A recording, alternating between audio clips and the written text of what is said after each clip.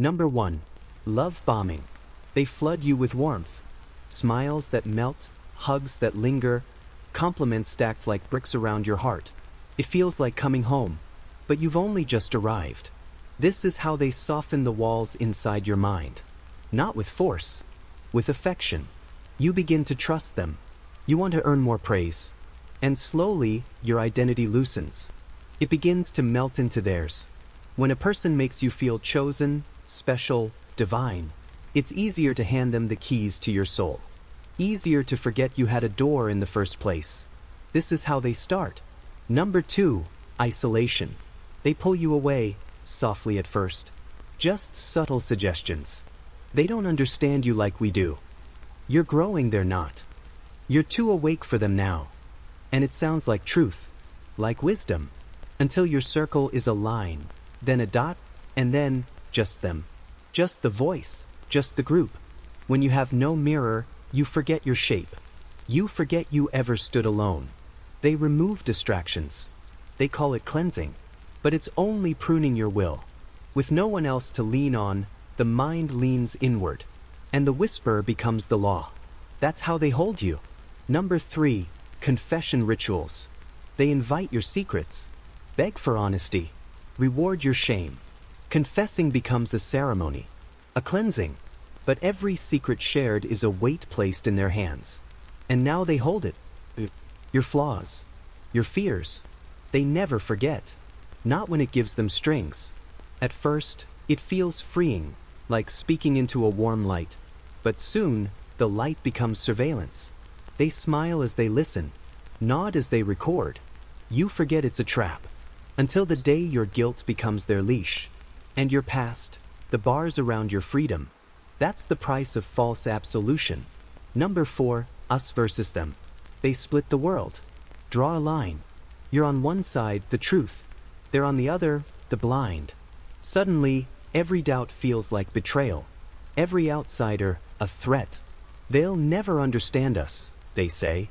Only we see the light. And you believe it, because it's comforting to belong, to fight for something. But division is not clarity. It's camouflage. It hides the power games beneath the faith, the manipulation beneath the message. The deeper the wedge, the tighter the grip. And in time, you'll forget there was ever a world outside the walls they built inside your mind. Number 5. Sleep deprivation. They take your rest. Not all at once, slowly. Nights stretch long with sermons, with chanting, with silence. Sleep becomes a privilege, not a right. The tired mind is soft, suggestible, open. Dreams mix with doctrine. Thoughts blur like ink in water. And you begin to repeat, to accept, to agree. Not from clarity, but from collapse. You can't fight when you're fading. Can't resist with heavy eyes. They know this. Exhaustion isn't a side effect. It's a tool. When you're too tired to question, obedience feels like relief. And soon, you forget what rested thinking ever felt like. Number 6. Repetition of mantras. A single phrase. Spoken again and again. Chanted until it echoes in your sleep. It's not just words, it's programming. A loop that carves grooves in your thought patterns. Like rain over stone. The mantra seems harmless at first, empowering even. But with each repetition, it replaces your inner voice. Your doubts, your logic, your memories, washed away by rhythm. That's how they overwrite you. Not with commands, but with poetry. Control disguised as peace. You're not repeating it anymore. It's repeating you. Until the voice in your head no longer sounds like your own. And that silence is the trap. Number 7. Purity tests. They don't ask for belief. They ask for proof. Obedience.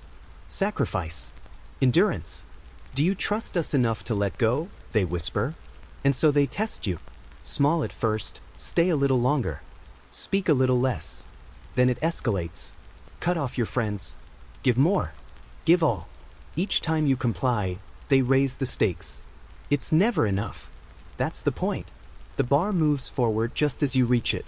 You don't notice the chain tightening. You're too busy proving yourself, hoping for approval, forgetting that love shouldn't need to be earned with pain. Number 8. Loaded language. They reshape the world with vocabulary. Words twisted, charged, weaponized. Doubt becomes weakness. Leaving becomes betrayal. Questions become attacks.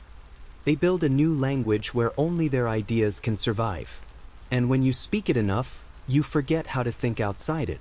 Concepts that once protected you, freedom, boundaries, reason, become foreign. Or worse, forbidden. They say they're giving you truth, but they're just giving you words. Words that close doors. Words that bind. You'll feel the shift when simple thoughts feel dangerous. When speaking plainly feels wrong. That's when you know the language owns you. Number 9, induced guilt. They don't punish you outright. They let you punish yourself. With guilt. With shame. You're not giving enough. You're not pure enough. You're still attached to your ego. So you try harder. Give more. Apologize endlessly. They never absolve you, but they always forgive. That's how they keep you chasing. Keep you indebted. The guilt becomes a leash you hold in your own hands. And every failure, every doubt, every secret thought becomes a reason to stay. To fix yourself. To serve longer. You're not a prisoner, they say, you're just not ready to be free. Number 10, fake empowerment. They tell you you're powerful, chosen, sacred, but only in the context of them. Your power is conditional. Your voice, an echo of theirs. They raise you up to bow deeper. And you smile while kneeling, thinking it's flight.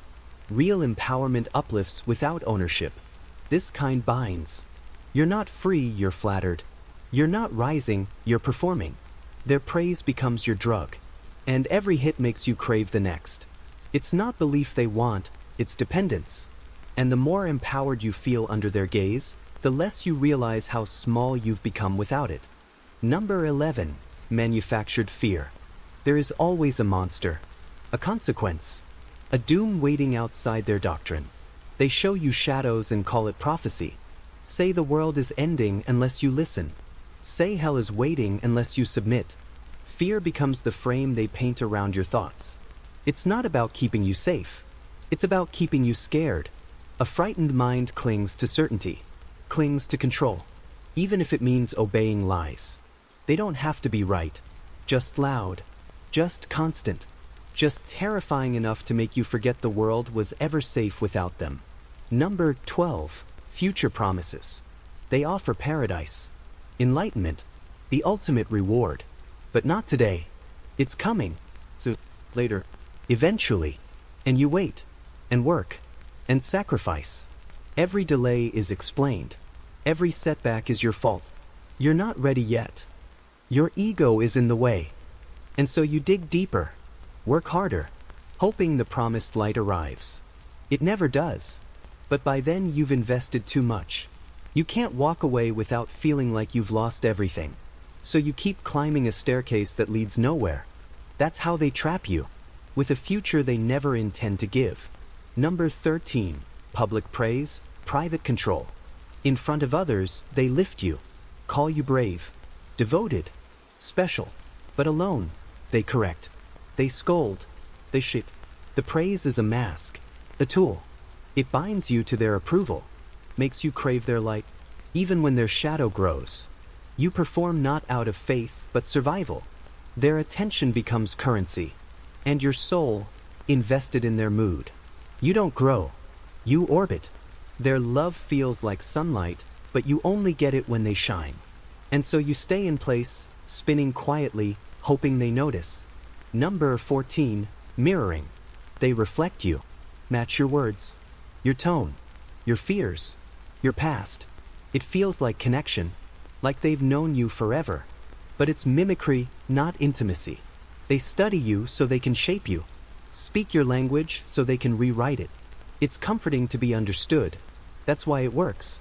But it's also how they slip past your defenses. When someone feels like home, you forget to lock the door. And before you know it, they're inside, rearranging the furniture. And you're thanking them for it. Number 15, scarcity of love. They give affection in drops. Never enough. Always just before you break. So you associate love with struggle, with hunger. You chase their approval, not because it's sweet, but because it's rare. They know, the less they give, the more you'll need. They ration kindness like gold, until your heart feels bankrupt without them. You call it passion. You call it growth. But it's addiction. A starvation diet of intimacy. They could love you fully, but where's the control in that? Number 16. Emotional flooding. They overwhelm you with intensity. Confessions. Visions. Stories of pain, joy, trauma. It disorients. You can't think, only feel. And in the fog of feeling, you're most vulnerable. Logic sleeps when emotions scream. They know this. That's why they drown you in feeling before asking for obedience. You'll agree to anything, just to restore calm. And when the waves pass, you think it was your decision. But it wasn't. It was theirs, disguised as yours. That's how they steer you. Through storms they create. Number 17. Sacred objects. They assign meaning to items. A pendant. A robe. A book. You're told it's powerful. Blessed. Magical. But its true magic is psychological. You wear it and feel transformed. Special. Set apart. That shift, internal. The object becomes a symbol. And they control the symbol. You think it protects you. But it only anchors you. You won't leave, because to do so means letting go of the sacred. The divine. But it's not divine. It's a leash in disguise. Number 18. Secret knowledge. They say they know what others don't. Hidden truths. Forbidden wisdom. And now, they're offering it to you. You feel chosen. Elite. But secrecy isn't enlightenment. It's isolation. When knowledge can't be questioned, it's not knowledge. It's doctrine. When truth must be hidden, it's not truth, it's control. You hold the secret close, afraid to lose it, but it holds you tighter. And over time, the weight of knowing becomes a prison, built with whispers. Number 19. Rewriting the past. They reshape your memories. That's not how it happened, they say. You misunderstood. You were confused back then. And you begin to doubt yourself. Doubt your pain. Your joy. Your instincts. They replace your story with theirs. And you accept it because they sound so certain, so wise. But when you give away your past, you give away your identity. And without memory, you're clay. Ready to be molded. And grateful for it. Number 20. Manufactured coincidence. They orchestrate signs. Small miracles. Planned encounters. Then say, see? The universe agrees. And it feels like fate. But it's theater. Set design. The illusion of destiny. You're not guided, you're led. Not chosen, you're targeted. And once you believe the signs, you'll follow them anywhere. Even into darkness. Even into ruin. That's the trick. They don't need to control your steps, just your belief in the path. Number 21. Trauma bonding. They break you and then comfort you. They cause the wound and bring the bandage. It's a loop. A trap made of pain and relief. The chaos makes you vulnerable. The kindness makes you stay. You think it's love because it soothes. But it's not love. It's survival. A cycle that rewires your brain. Until you crave the pain just to feel the care. Until the suffering becomes proof you matter. They don't love you. They own the rhythm of your fear. And your nervous system thanks them for it. Number 22. Controlled identity shifts. They strip away who you were. Name, clothes, habits, language. Gone. Replaced with symbols, rituals, slogans. You're reborn in their image. You don't notice the change. Not at first. But it creeps. Slow. Inevitable. Soon, your favorite song feels foreign. Your memories blur. Your laugh sounds like theirs. And you smile through it, thinking you've evolved. But evolution doesn't erase. It integrates. This isn't growth. It's replacement. You've become a mask. And they're the hand behind it. Number 23. Demonizing outsiders. They speak of others with poison. Your family. Your friends. Your past. All labeled corrupt. But evil. They warn. They'll try to pull you back. They don't want you to ascend. And you believe them because the fear feels real. Because doubt now equals danger. Anyone outside becomes the enemy. Even the ones who once loved you. You cut them off, not out of hate, but obedience. And when they beg you to come home, you don't recognize their voice anymore. Only the thread it supposedly carries. Number 24. Changing definitions of love. They teach that love is obedience, that devotion is silence, that suffering is proof. You're told, if it hurts, it's working. If you resist, you're still impure. And so love becomes a burden, but you carry it proudly. They reward you for your loyalty to pain. They call it sacred, holy. But real love doesn't demand your voice. It invites it. Real love doesn't shatter you. It sees you whole. Their version of love is a chain, polished to look like gold. Number 25. Mocking the old you. They joke about who you used to be. Silly. But you laugh too, because it feels good to evolve. But they're planting shame. A subtle poison. One that disconnects you from your own history. You start to resent the version of you that existed before them. And in doing so, you forget your strength, your instincts, your resistance. The past becomes an embarrassment. The present becomes a correction. You don't notice how they've erased your foundation, until you realize you have nowhere left to stand but in their hands. Number 26. Constant vigilance. They say, stay aware. The enemy is everywhere. They flood you with suspicion, whisper of spies, traitors, internal demons. So you police your thoughts, your words, even your dreams. You start confessing sins you haven't committed, just to stay clean, to stay safe. But the enemy isn't out there. It's been placed inside you. Guilt, fear, hyper-awareness. They don't need guards when your own conscience is the cage. You watch yourself night and day, and thank them for the chains. Number 27. Fabricated hierarchies. They rank you, not openly but through gestures, tension, proximity. Some are closer to the light. You're told to strive, to improve, but the ladder has no top. It keeps rising, always just out of reach. And so you climb, never satisfied, never still. You believe if you're good enough, one day you'll matter. But the hierarchy isn't real. It's bait, a chase without end. They don't want you to arrive. They want you to chase forever. Number 28. Rituals of unworthiness. They tell you, you are nothing. Only through us are you made whole. And you believe it. You kneel. You confess. You cry. You strip yourself of pride.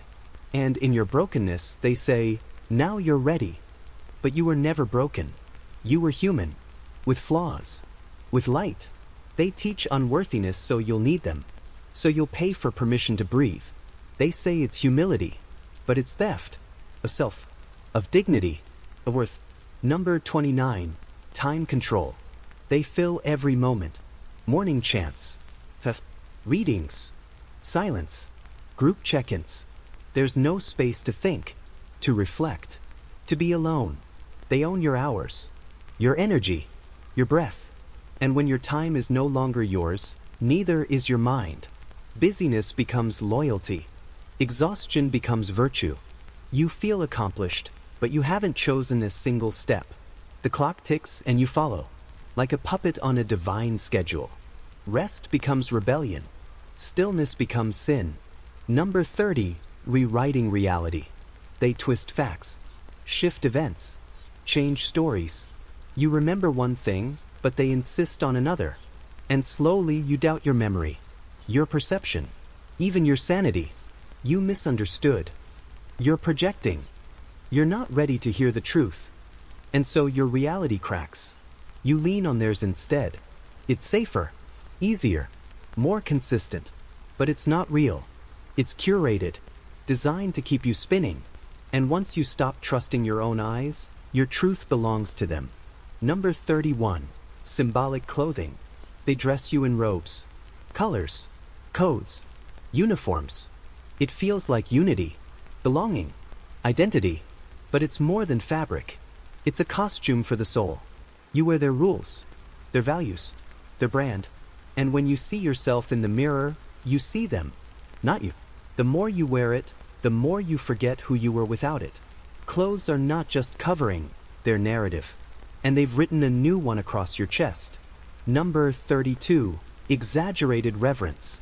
They are bowed to, adored, praised beyond human scale. They allow it, encourage it, smile at it, and you think, if so many love them, they must be divine.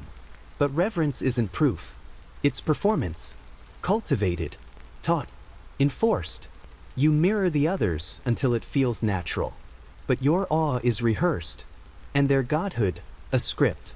Behind the curtain, they are as human as you. But they've convinced you that to question is to sin. So you worship the mask, never knowing what lies beneath. Number 33. Excommunication Threats.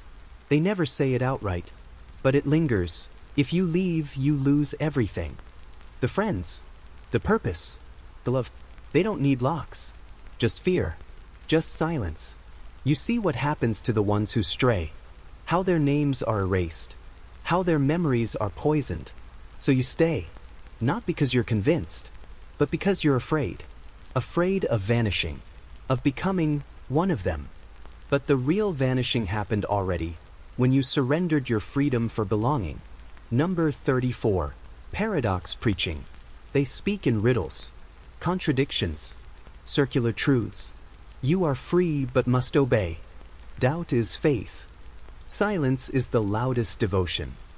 It sounds deep, profound, wise, but it's confusion wrapped in poetry.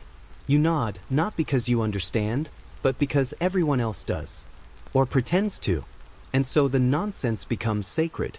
The vagueness becomes gospel. But if truth needs to be this foggy to be accepted, maybe it was never truth at all. Number 35. Trigger conditioning. They pair their symbols with emotion, a sound with peace, a gesture with fear, a word with guilt. It's Pavlov with robes. You respond without thinking, react without control. A chant makes you weep, a bell makes you bow. They don't need to explain, just repeat, reinforce, until your body obeys before your mind does. You don't realize you've been conditioned. You call it sacred instinct, but it's a reaction, taught, not born. Number 36. False scarcity. They say you're lucky, chosen, that few are allowed in, that what you've found is rare, special, impossible to find again. And so you cling, desperate to protect what feels sacred. But it's not rare. It's just hidden. Hidden behind fear, behind flattery, behind illusion. They make you believe this is the only truth left on earth. But truth doesn't need scarcity to be valuable. Only lies do. Number 37. Fear of your own mind. They warn, don't overthink. The ego lies. Your thoughts are the enemy. So you distrust your mind, mistrust your instincts, and with every doubt you feel shame. And with every shame, you double down in devotion. They've made your mind a battlefield, and you the traitor. You silence yourself, not out of peace, but out of fear, because thinking feels like betrayal now, and obedience like safety. Number 38. Storytelling as indoctrination. They tell stories, emotional ones, of past followers, of miracles, of demons defeated. The stories move you, stay with you. You cry, you hope, you cheer. But they aren't just stories. They're scripts, rehearsed, edited, designed to pull you in. Morality tales dressed as memories, parables to replace your logic. You believe them, not because they're true, but because they feel true.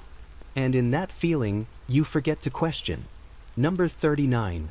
Redefining suffering. They reframe your pain. Call it purification. Call it divine. This means you're growing, they say. Pain is a blessing. And so you stop resisting. You stop fleeing. You embrace the hurt, even when it's caused by them.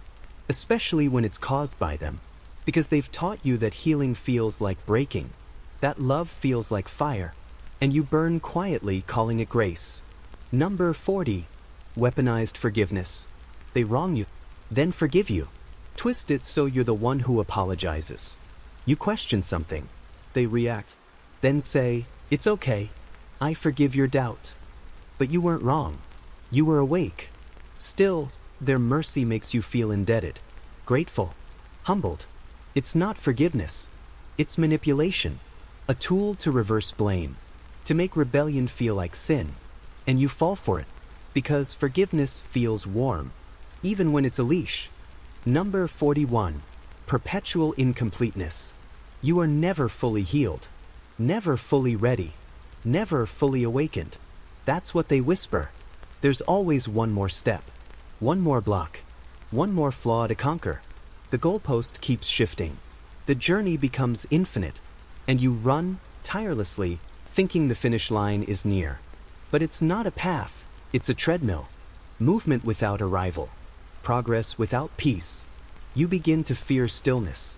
To fear being done. Because they've convinced you that completeness means arrogance.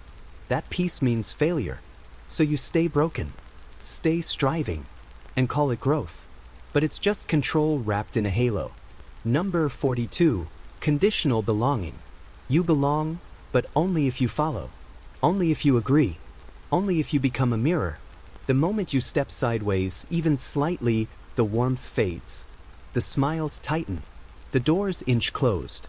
You learn quickly, love here has terms. And those terms are silent contracts. Be like us or be alone. Think like us or be cast out. They never say it. They don't have to. You feel it. 1,000 little corrections. You call it family. But it's a cage dressed as community. A love that needs conditions isn't love. It's leverage. Number 43. Spiritual Gaslighting.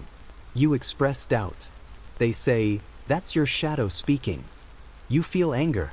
They say, that's your ego flaring. You say no. They smile. That's resistance from your lower self. And so, every emotion you have is wrong. Every boundary, immaturity. Every protest, proof you're not enlightened.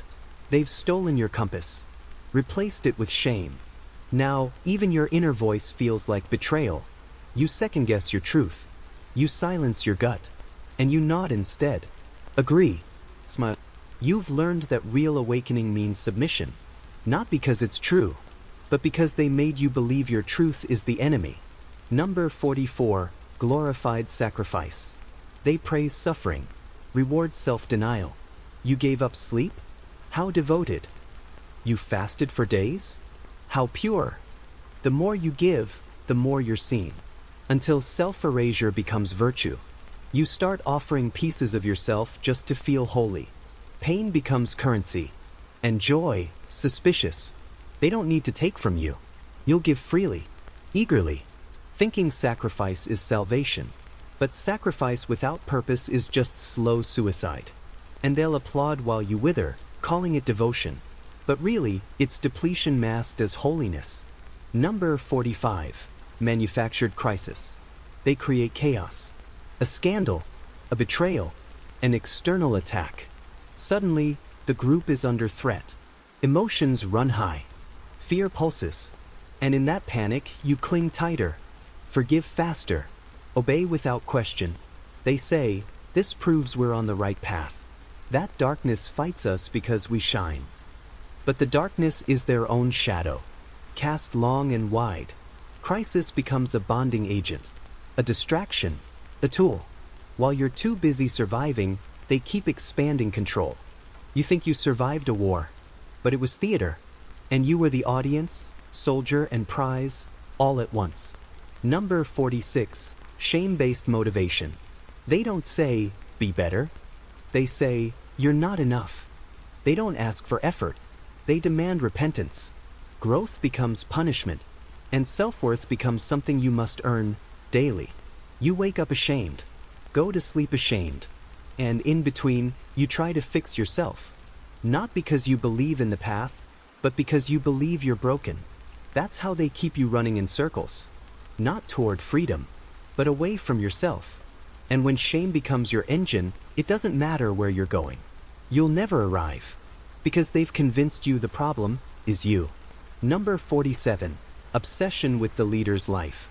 Their breakfast. Their childhood. Their dreams. Every detail becomes sacred. You study them. Quote them.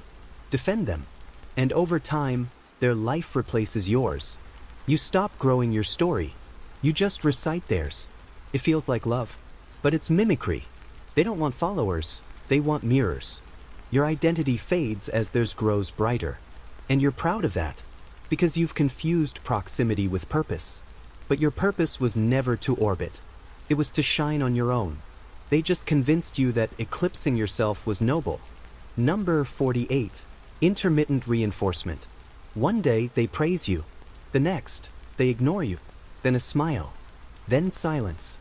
You're left spinning, anxious, hungry for more approval. That's the trick. Unpredictability. A slot machine of affection. You stay longer, trying harder, chasing consistency. But it never comes. And the more uncertain they are, the more loyal you become. It's not love, it's behavioral conditioning. They give you just enough to keep you hoping.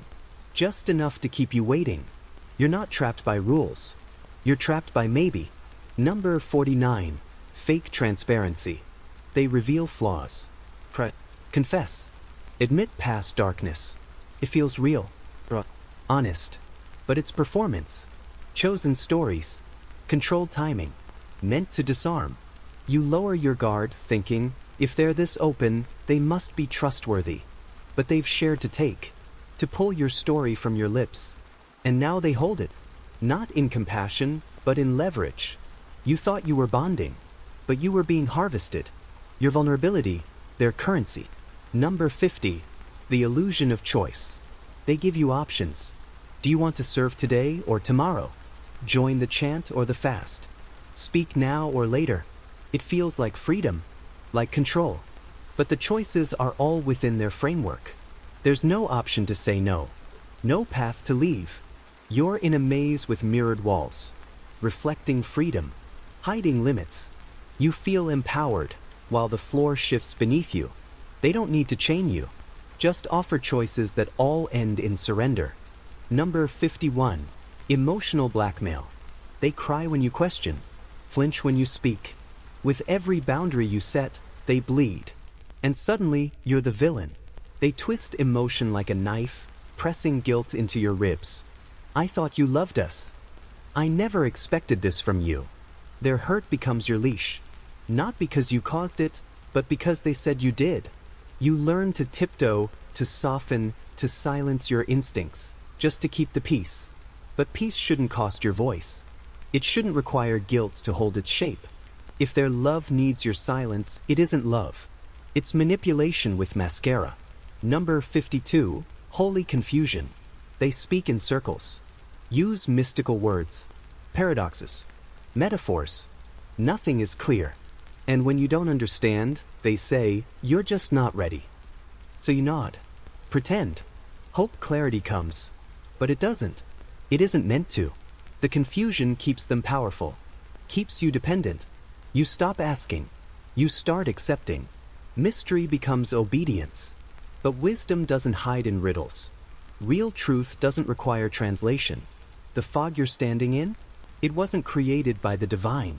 It was poured, thick and deliberate, to keep you spinning, to keep you staring at them, hoping for light they'll never give. Number 53. Surveillance as trust. They watch you, not with cameras, but with smiles, with check-ins, with just making sure you're okay. But it's not care. It's control.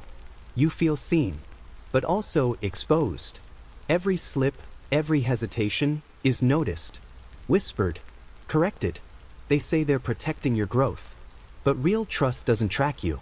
Real love doesn't tally your steps. You start editing yourself, playing the role, smiling wider, nodding faster. You become a performance of who they want you to be. And you thank them for the spotlight, never realizing it's a cage with glitter on the bars. Number 54. Manufactured synchronicity. They predict a sign, and it appears. A dream shared, a bird that lands, a number repeated. You gasp. How could they have known? But they placed it there, set the scene, fed the symbols. Because once the world bends to their words, you believe they control it. And if they can control reality, why doubt them at all? But synchronicity isn't always spiritual. Sometimes it's staged. A magician's flourish. And you, the amazed believer, don't notice the sleight of hand. You just bow. Not to the divine, but to the illusion wrapped in sacred lighting. Number 55. False urgency. They whisper, "Now is the time. You must act fast. Delay is death." And so you leap. So commit. Leave your doubts behind. You don't think, you react. That's the plan. Urgency clouds reason, makes obedience feel brave. They manufacture a ticking clock where none exists. Pressure disguised as prophecy. Real truth has no deadline. But they do. Because if you had time, you might think. You might ask. You might say no. So they rush you into forever with a smile and a stopwatch. And call it destiny. When really, it's just sails in spiritual clothing. Number 56. Isolation framed as strength. They tell you, you're better off alone. The world is poison. Only the chosen can walk this path. So you withdraw. Celebrate your solitude. Call it strength. But strength without connection is just exile. You think you're rising above, but you're sinking inward, away from those who'd question, who'd anchor you. They don't want you surrounded. They want you surrounded by them. Isolation becomes armor. But really, it's scaffolding built to hold their voice above all others. You weren't meant to walk alone. They just made you afraid of being seen by anyone else. Number 57. Disguised dehumanization. They don't insult you. They humble. You're just a vessel. You're nothing without the light. It sounds spiritual, sacred, but it's subtraction. They're slowly removing you. Your needs, your pain, your dreams, all distractions, all ego. And so you vanish, smiling, believing you've transcended. But real divinity includes your humanity, your imperfections, your individuality. They don't want transcendence. They want obedience. And the less human you feel, the more control they gain. You become a ghost with a name tag. Present, but not alive. Sacred only when silent. Number 58. Group catharsis as control. They orchestrate breakdowns. Group weeping, screaming, release. It feels healing, cleansing, but it's choreographed, designed. You cry when they say cry, rage when they allow it, and afterward, you're lighter, bonded, grateful, but also opened. So, suggestible. That's the moment they insert belief. After the breakdown, after the tears, when your defenses are low and the quiet feels holy. They're not healing you, they're resetting you. And each ritual leaves you more ready to receive whatever comes next. Not because you're whole, but because you've been cracked open in all the right places. Number 59. The myth of the enemy within. They tell you your mind is your enemy, your desires, flawed, your instincts, impure. So you declare war on yourself. Meditate the hunger away, fast the dreams away, fight your own reflection. And they smile, watching you collapse from the inside. Because a person at war with themselves is easy to lead, easy to fix, easy to sell salvation to. You think you're purifying, but you're dismantling, peeling away everything real to fit their mold. And every victory over yourself is a victory for them. Number 60. Reverence through scarcity. They make themselves rare, hard to reach, distant. You wait hours for their words, days for their attention, and when it comes, it feels divine. Scarcity sharpens value, and they know it. The less accessible they are, the more important they feel. They speak less, so you listen more. They appear briefly, so you cling harder. But it's not holiness, it's economics. Demand engineered by absence. And the currency is your worship. You call them sacred, but they're just scarce by design. Number 61. Permission through confusion. They make you question everything. Your name, your needs, your values. The more unsure you become, the more open you are. And in that openness, they slide in their beliefs, their boundaries, the truth. Confusion becomes permission. Doubt becomes the doorway. They don't have to break your mind, just blur it. And once it's foggy enough, you'll accept any hand that leads you. You'll thank them for the light, even if it burns. Because uncertainty craves certainty. And they offer it. Not kindly, but cleverly. You're not following their wisdom. You're escaping your own collapse. Number 62, praising dependency. You ask for help, and they call it strength. You confess confusion, and they celebrate your growth. Every need becomes noble. Every doubt, a sign you're awakening. They wrap dependency in gold. So you lean in, rely, depend, and you stop trying to walk alone. Why would you when every wobble earns applause? But strength without autonomy isn't strength. It's submission in disguise. They don't want you to grow past them. They want you to think clinging is courageous. That surrender is maturity. They praise the parts of you that shrink and call it evolution. Number 63, vision quests of exhaustion. They send you into silence, into the woods, into fasting, into darkness, alone, starving, seeking clarity. And when you return, broken, shaken, open, they're waiting, smiling, ready to give you answers. You think you found something sacred, but really, they just softened you, starved your ego, dehydrated your mind, and what felt like revelation was just relief. Relief wrapped in ritual. A vision quest that leads only back to them. Not because you saw the truth, but because they knew how to hollow you out and fill you back up. Number 64, intellectual shaming. You ask a question. They raise an eyebrow. You're still thinking like an outsider. That's very surface level. Your mind is too linear. So you shrink, swallow the words, learn to nod instead of speak. Because thinking now feels like rebellion, like immaturity, like ignorance. They've made intellect shameful. Thought, embarrassing. You weren't corrected. You were belittled. And in that belittling, you learned to surrender your logic. Not because they were right, but because they made you feel small. And once you feel small enough, you'll accept any voice that makes you feel lifted, even if it's lying. Number 65, false collective identity. They say, we are all one. There is no self, only the group. It sounds peaceful, cosmic, but they use it to erase you, to dissolve disagreement. If you question, they say, you're not in alignment. You're feeding separation. So you silence yourself, disappear inside the collective. You stop having preferences, boundaries, even thoughts. They call it unity, but it's uniformity. It's conformity dressed in celestial robes. True unity honors difference. This is erasure, camouflaged as love. Number 66, truth by repetition. They say it again, and again, and again. A phrase, a belief, a warning, until you stop hearing it and start believing it. Not because it's true, but because your brain is tired of resisting. Repetition carves grooves in thought, makes foreign ideas feel familiar. Yours. The phrase becomes background noise, then mantra, then law.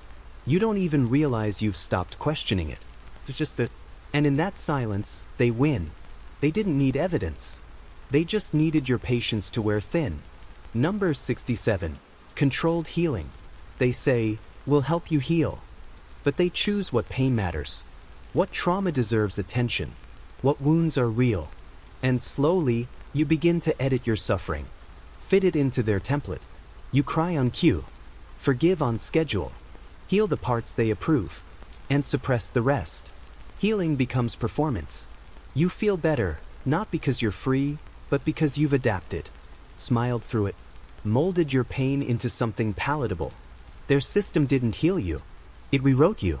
And now your survival looks like recovery, but it's really surrender. Number 68, financial spirituality. They say, money is energy. Sacrifice opens doors. Give and you'll receive. And so you give more than you can, not out of greed, but out of hope. They spiritualize your poverty, call your struggle a blessing, a test. But it's not sacred, it's siphoning. Your generosity becomes their abundance, and they wrap it in gratitude, in gold light, in God's name. But the divine never demanded debt, never required sacrifice through suffering. If giving makes you feel empty, it's not spiritual, it's predatory. You're not investing in enlightenment. You're paying rent to a throne built on your belief. Number 69, Reprogramming Rituals. They hold your hands, stare into your eyes, speak affirmations, chant, breathe. You repeat it over and over. It feels like change, like something deep is shifting, but you don't realize you're being reprogrammed. Your mind is open, your guard is down, and they're inserting new code. Not healing, not truth, just a new operating system that serves them. You feel new, but you're just overwritten. You feel awakened, but it's someone else's dream. A ritual isn't always sacred. Sometimes it's software, disguised in silence and sage. Number 70, Sacred Shame Cycles. They teach that shame is sacred, that feeling bad means you're growing, that guilt is proof you're awakening. So you seek it, crave it, dig for flaws just to feel the burn. And they watch, satisfied, as you wither and call it progress. You repent things you never did, apologize for thoughts, for dreams, for moments of doubt. Shame becomes your altar, but growth doesn't require groveling. Shame is not a staircase. It's a spiral, and they keep you spinning, not toward light, but deeper into the dark, calling it holy every step of the way. Number 71, Emotional Hijacking. They watch your eyes, your breath, your tremble, then they strike. They touch the memory, the wound, the moment that still stings. You cry, should collapse, and they're there, ready with answers, with teachings, with blame. They didn't stumble into your pain, they aimed for it. And once it's open, you're theirs, because the brain clings to the hand that steadies it, even if that hand was the one that caused the quake. They don't comfort to heal, they comfort to hook. You think it's compassion, but it's choreography, a dance of breaking and bonding that rewires the soul. Number 72, Selective Enlightenment. They say, you're close, but never fully, almost ready, but not yet. They feed you just enough to keep you climbing. Always one more layer, one more teaching, one more breakthrough. You stay hungry, desperate. They call it mystery, but it's manipulation. Knowledge becomes a ladder they control. Rungs missing, steps invisible. So you leap, hoping, reaching, sacrificing. But they'll never let you reach the top, because if you did, you'd see it's empty. Enlightenment isn't theirs to give, but they make you think it is. And so you stay, not because you believe, but because you still haven't arrived. Number 73, Charisma as Weapon.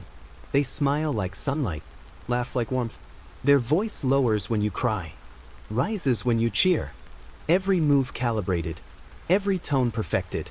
You think it's natural, graceful. But charisma can be a cage, a charm designed to bypass your brain. You follow not because of truth, but because of glow. Because their presence hypnotizes, softens, seduces. But charisma without integrity is seduction with no soul. And when their mask slips, if it ever does, you'll already be too deep. Because you didn't believe in what they said. You believed in how they made you feel. Number 74, Ritualized Guilt Purging. You kneel. You confess. Not sins, but thoughts, doubts, glimpses of self. They listen, but smile. Then offer forgiveness. But the price is repetition. You must cleanse again. Weekly, daily, hourly. Guilt becomes a treadmill. Shame, a ritual. And they watch as you scrub your soul for stains they created. You think you're purifying, but you're just performing. And the spotlight never turns off. There's no end to cleansing when the dirt is imagined. When the standard is perfection. They say you're healing, but you're just erasing yourself. Over and over, until only their reflection remains. Number 75, Mindful Obedience. They teach you presence, stillness. Now, they say, is the only truth. And you believe it. You slow, you soften, you surrender. But they use mindfulness not to free you, but to pacify you. Each inhale a pause before protest. Each exhale, a step away from self. They weaponize peace. Turn awareness into anesthesia. When you should shout, you whisper. When you should run, you meditate. Presence becomes paralysis. A beautiful stillness that holds you just long enough for them to decide what your next breath should carry, what your next step should serve. Number 76, Sacred Secrecy. They whisper, "This must not be shared. Others aren't ready." Protect the teaching. And you obey. Hold it close. Hide it. Hoard it. Thinking secrecy is sacred, but isolation isn't enlightenment. It's control. When truth cannot survive daylight, it is not truth, it is doctrine. They keep it hidden so it cannot be challenged, cannot be laughed at, cannot be seen for what it is. You carry the burden of silence. Call it honor. But it's just loneliness in sacred clothing, a script written behind closed doors. And you, the quiet actor too scared to speak the final line. Number 77, Boundary Infiltration. They ask you to open, just a little, then more, then all. They call it trust, vulnerability, union. But your boundaries weren't blocks. They were breath, safety, and now they're gone. They know your traumas, your fears, your triggers, and they use them, not cruelly, but cleverly, subtly. You offer more than you want. Say yes when you mean maybe, until the word no becomes foreign. They don't force you. They simply reshape the edge until it vanishes. And when you finally try to set one, they look at you like a traitor, like someone who forgot the sacred contract of surrender. Number 78, Exile through Elevation. They praise you, lift you, say, "You're special, advanced, chosen," and you rise, high above the others. But it's lonely there. You can't relate anymore, can't descend, and the group starts to resent you. Whisper, distance. You've been separated by praise, isolated through honor. They elevated you to exile you. Now you rely only on the leader, their approval, their light. What felt like reward was a wall. You weren't being honored. You were being removed, disconnected, until their voice became the only one you trusted, the only one you heard, and even your echo faded. Number 79, the mirror game. They reflect your words, your thoughts, your beliefs, until you feel understood, connected. But they're not reflecting, you are. You're speaking to your own longing, your own need. They just held the mirror, and in that reflection you trusted, believed, opened. But a mirror offers no truth, only echo. They don't have to convince you. They just show you the slightly altered, tilted toward their script. And by the time you realize the reflection isn't quite right, you've already stepped into it, mistaking your own shadow for their light. Number 80, Identity Burial. They start small. A new name, a new title, then the clothes, the language, the thoughts. One by one, your old selves are laid to rest. You call it rebirth, transformation, but you're mourning and don't even know it. Pieces of you vanish in silence. Things that once brought joy now feel wrong. They teach you to grieve the past, then bury it. But your identity was not a disease. It didn't need to die. They just couldn't control who you were. So they planted something else, something easier to manage, and they called it you. Number 81, the Sacred Scar. They show you their wounds, their struggles, their scars, but only the ones they've polished, ones that sparkle under candlelight. You believe them stronger, wiser, more divine. You think, if they survive this, I can too. But the scar is a script, a tool. They've curated pain into mythology, suffering into leverage.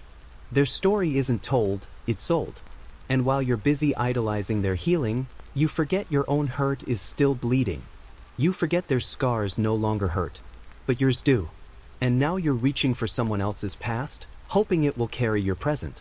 Number 82, Dissolving the Self in Service.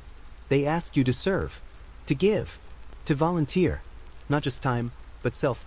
Lose yourself in something greater, they whisper. So you do.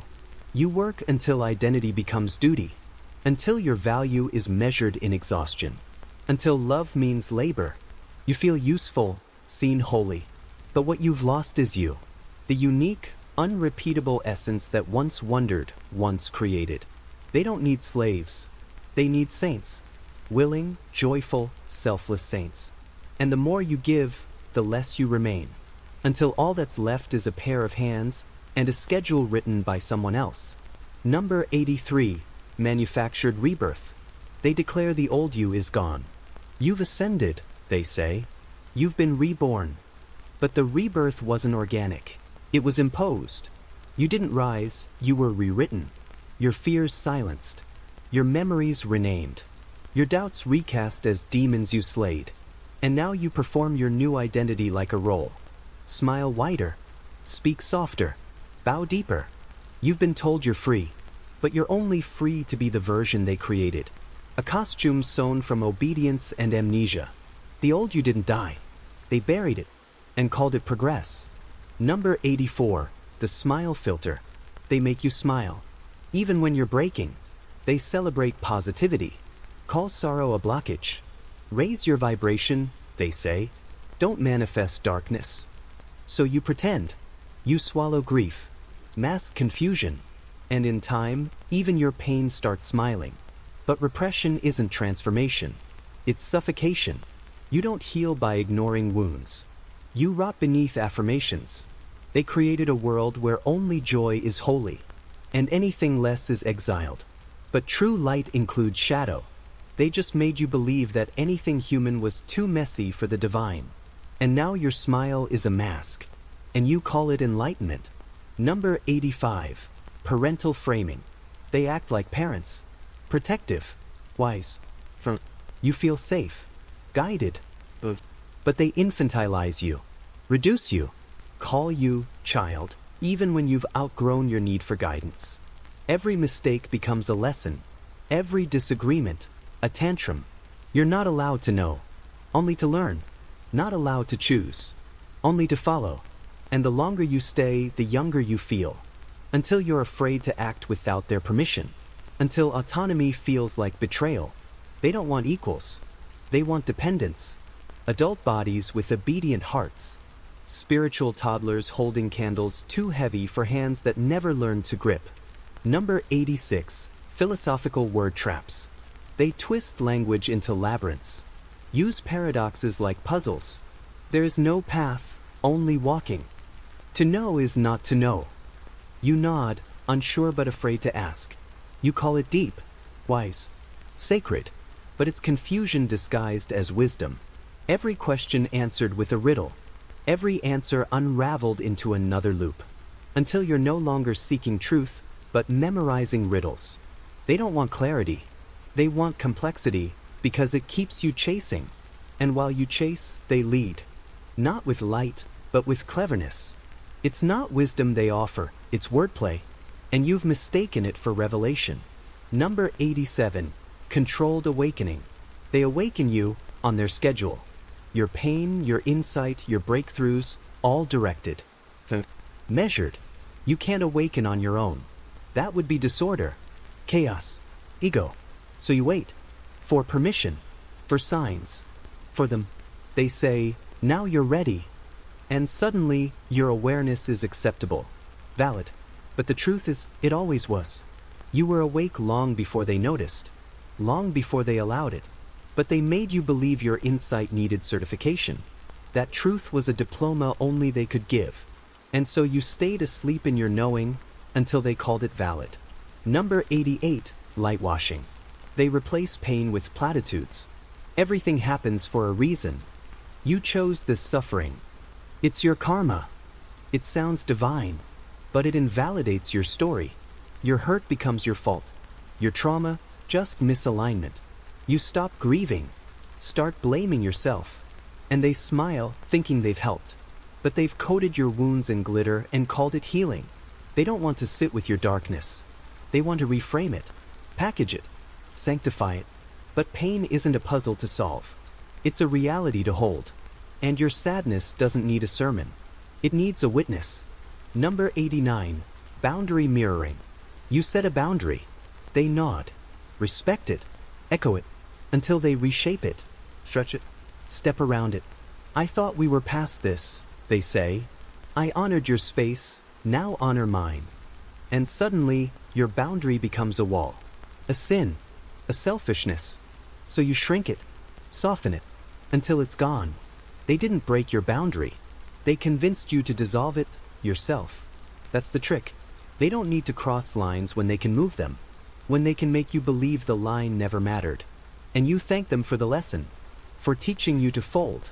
Number 90, freedom through obedience. They promise liberation. If you obey, they speak of freedom like a prize, a place just past your next surrender. So you follow, submit. Thinking chains will fall once you've proven yourself, but each act of obedience forges new links. You obey to get free, but obedience becomes the goal, the identity. You forget what freedom feels like, forget you ever tasted it, and when you're finally still, silent, emptied, they say, now you are truly free. But freedom never required obedience. It required self. And they took that from you the moment you mistook servitude for salvation. Number 91, identity flooding. They fill you with so many titles. Seeker, light bearer, initiate, chosen. You collect them like badges. Each one reshapes how you see yourself. Not earned, saint. And each name comes with a script. You start to act like the role you've been given. You forget who you were before the labels. You forget you ever existed outside their language. Yourself becomes their story. And when you finally look in the mirror, you don't recognize the face, but it smiles anyway. Because even your reflection has learned to play along. Number 92, the echo chamber effect. Every opinion in the room matches yours. Every testimony reflects your feelings. You think, how can so many be wrong?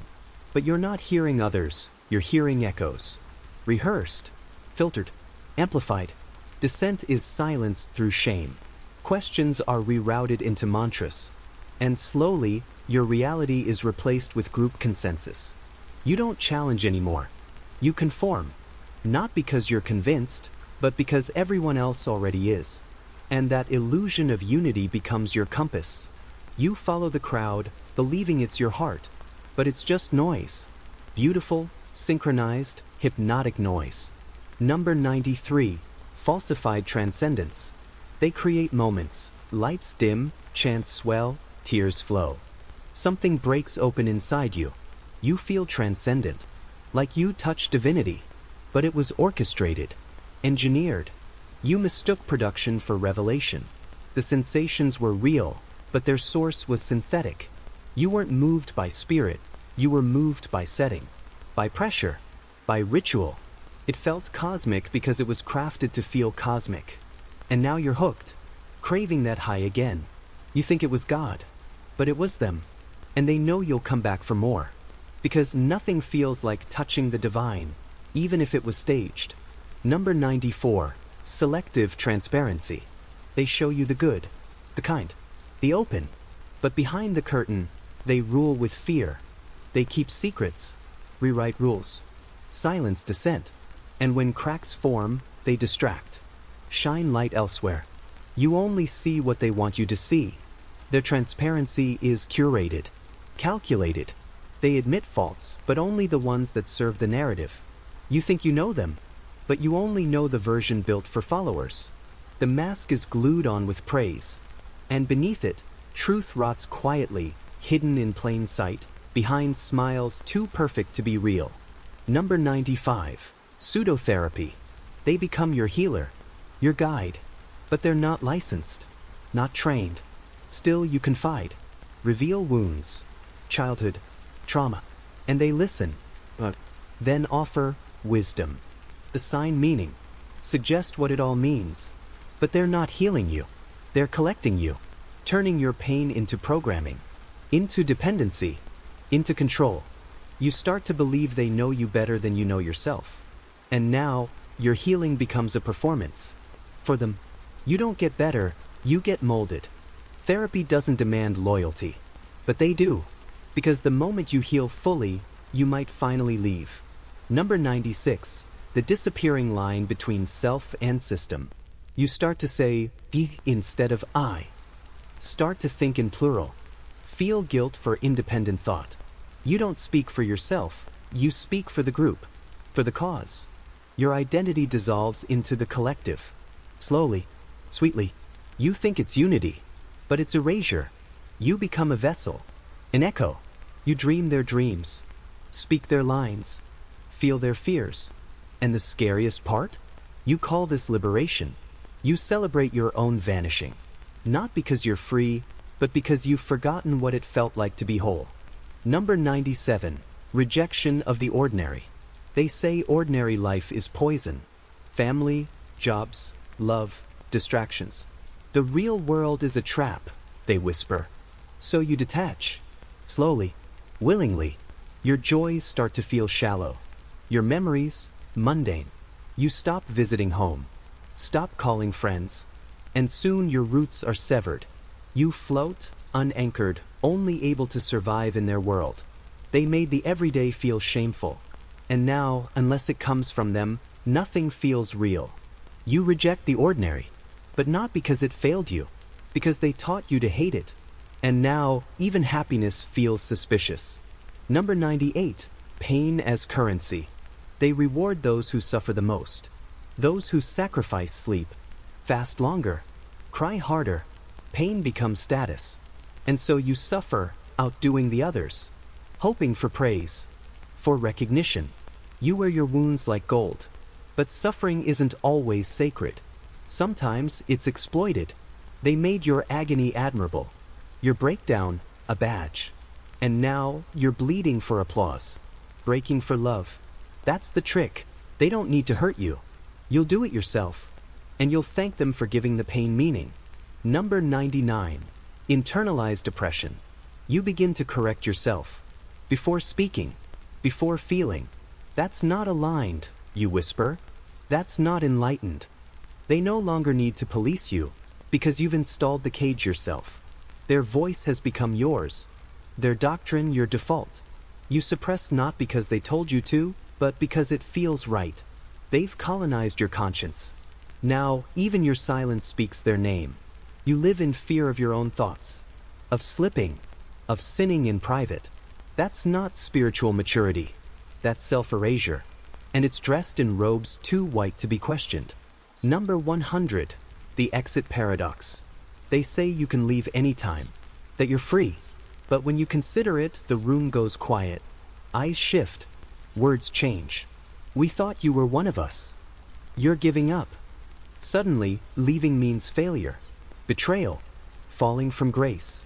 So you stay, not out of love, but fear, of being alone, of being wrong, of starting over. They don't need walls. They built them inside you. And now, the door is open, but you're chained to the idea that stepping through it would mean losing everything, even yourself. The prison was never locked.